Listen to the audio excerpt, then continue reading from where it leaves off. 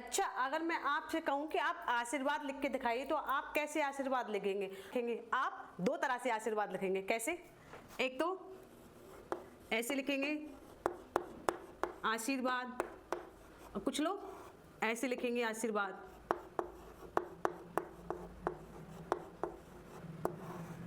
बच्चों को सबसे ज्यादा कंफ्यूजन इसमें होता है कि जो आधे राग की मात्रा है इसका यूज हम कब करें। तो चलिए आज की क्लास में हम समझेंगे कि जो राग की मात्राएं होती हैं उनका यूज कब करें, कहाँ करें और कैसे करें, और ये जो मात्राएं होती हैं उनका नाम क्या होता है और कौन कौन सी होती हैं। तो सबसे पहले समझते हैं राग की मात्रा। राग की मात्रा क्या होती है? आधे राग की मात्रा। की मात्रा जो होती है वो दो प्रकार की होती है। कैसे? सबसे पहले होती है रेप की मात्रा। क्या होती है? रेप की मात्रा, जो कि होती है इस तरह से, ठीक है। फिर होती है पदेन की मात्रा। पदेन की मात्रा क्या होती है?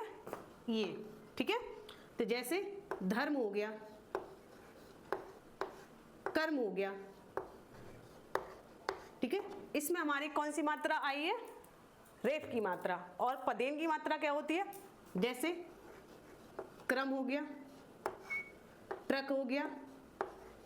तो ये हो गई हमारी पदेन की मात्राएं। तो रेप की मात्राएं थोड़ी सी सिंपल होती हैं जिसे बच्चे आसानी से समझ सकते हैं, लेकिन हिंदी भाषा को सीखने के लिए इन मात्राओं का ज्ञान डीपली होना बहुत जरूरी है। तो रेप की मात्रा का यूज हम कब करते हैं? जब किसी अक्षर में आधी मात्रा यानी आधे राग की मात्रा आती है तो वहां पर हम रेप की मात्रा का उपयोग करते हैं। रेप की मात्रा जो होती है वो हमेशा दो वर्णों के बीच ही आती है। क्या? कभी पहले नहीं आएगी और कभी लास्ट में भी नहीं आएगी, हमेशा दो वर्णों के बीच में आती है। तो धर्म, जैसे हमने लिखा धर्म, ठीक है। तो ध आदर आ रहा है ना, धर्म ऐसे तो नहीं आ रहा। धर्म को हम ऐसे लिखेंगे, ठीक है। तो इसकी मात्रा क्या हो रही है? धा के बाद रा आ रहा है। क्या आ रहा है? धा के बाद रा का साउंड आ रहा है। तो हमेशा हम जिसके बाद रा का साउंड आता है उसके अगले वर्ण पर ही हम ये मात्रा लगाएंगे। क्या करेंगे? जैसे ध र म, तो रा का किसका आ रहा है? रा का साउंड बीच में आ रहा है हमारे, ठीक है, बीच में आ रहा है। तो हमेशा उसके अगले वर्ण पर ही हम ये मात्रा लगाएंगे, ठीक। अब आपको अच्छी तरह से समझ में आ गया होगा कि रेप की मात्रा कब लगानी है। हमेशा जिस वर्ण का यानी रा का साउंड जब भी आएगा उससे अगले वाले वर्ण पर हम ये मात्रा लगाएंगे। अब एक शब्द होता है अर्ध। क्या होता है? अर्ध। अब इसको भी समझ लेते हैं कि आ के बाद रा का साउंड आ रहा है, लेकिन यहाँ बीच में धा आ गया, लेकिन हमने फिर भी ये वाली मात्रा यहाँ पर लगाई है। ऐसा क्यों होता है? जो रेप की मात्रा होती है वो हमेशा पूरे वर्ण पर लगती है, कभी भी आधे वर्ण पर नहीं लगती। जैसे आगे पीछे क्या आ गया? आ रा, उसके बाद क्या आ गया? आधा वर्ण। तो आधे वर्ण पर हम ये मात्राएं कभी नहीं लगाएंगे, हमेशा पूरे वर्ण पर ये मात्राएं लगाएंगे। इससे आगे वाला जो वर्ण है तो वहां पर हम आधे राग की मात्रा लगा देंगे, ठीक है। तो ये आपके समझ में आ गया होगा। एक और पॉइंट और है कि बच्चों को हमेशा ये समझाएं कि जो आधे राग की मात्राएं होती है वो री की मात्रा की तरह होती है। अब समझनी है कि स्वर के साथ कभी भी राग की मात्रा नहीं लगाई जाती। जैसे हो गया गर्मी, तो जिसे हमने लिखा गर्मी, तो इसमें क्या है? बड़ी ई की मात्रा है, तो हम पहले राग की मात्रा नहीं लगा सकते। इस किसी शब्द में अगर स्वर की मात्रा आ जाए तो हमेशा हम उसके बाद ही राग की मात्रा लगाएंगे। जैसे हम लिखेंगे गर्मी, तो गर्मी में हम यहाँ पर मात्रा नहीं लगाएंगे, यहाँ पर मात्रा लगाएंगे। तो इस तरह से आप समझ गए हो कि स्वर के बाद अगर आए तो राग की मात्रा कैसे लगानी है, और अगर आधा वर्ण बीच में आए तो राग की मात्रा कैसे लगानी है। आई होप आप रेप की मात्रा समझ गए होंगी, कैसे यूज करना, कहाँ यूज करना है। तो चलिए अब समझते हैं पदेन की मात्रा।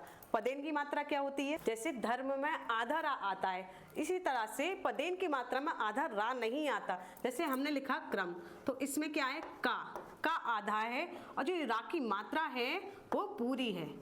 राग की मात्रा पूरी है क्योंकि इसमें आ का स्वर आ रहा है। क्या आ रहा है? आ का स्वर आ रहा है। तो यहाँ पर तो ये आधी मात्रा हो गई और यहाँ पर पूरी मात्रा हो गई। तो इसे भी समझ लेते हैं कि इसे कैसे लगाएं। जैसे मैंने दो तरह की मात्राएं लगाई हैं, क्रम पे अलग लगाई है और ट्रक पे इस तरह से लगाई है।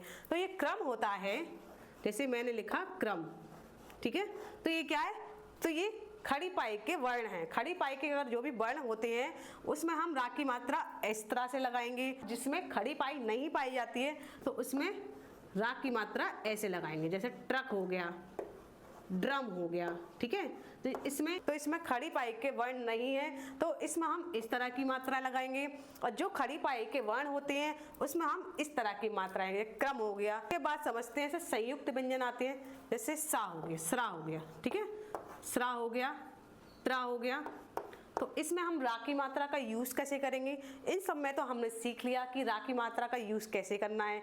अब इसमें हमें कैसे यूज करना है, जैसे ता के साथ रा की मात्रा का यूज कराएंगे, जैसे ता के बाद रा आएगा तो हम इसको ऐसे नहीं लिखेंगे और ऐसे भी नहीं लिखेंगे, तो ता के साथ रा का यूज हमेशा ऐसे करेंगे, ता और उसमें आधा रा, ठीक है, त्रा, ये हो गया त्रा। ऐसे ही स्रा में कैसे, स्रा में कैसे यूज करेंगे, ये हो गया स्रा और ये हो गया इसका आधा रा, ठीक है। तो इन संयुक्त वर्ण में अलग तरह से इस्तेमाल करा जाता है, बाकी के जो वर्ण होते हैं उसमें आधा रा ऐसे इस्तेमाल किया जाता है, और जो पदेन की मात्रा होती है वो इस तरह से करती है। खड़ी पाई वाले अगर वर्ण हैं तो हम उसमें इस तरह की मात्रा लगाएंगे, और जिसमें खड़ी पाई नहीं होती है उसमें हम इस तरह की मात्रा लगाएंगे। तो आई होप आप समझ गए होंगे कि सही आशीर्वाद क्या है। तो आप बताइए मुझे, सही आशीर्वाद ये वाला है कि ये वाला है, तो कमेंट बॉक्स में जरूर बताइए। और कैसी लगी आज की क्लास पसंद आई हो तो वीडियो को शेयर कीजिए, लाइक कीजिए, मेरे पेज को फॉलो कीजिए और भी इंफॉर्मेटिव वीडियो देखने के लिए। Thank you.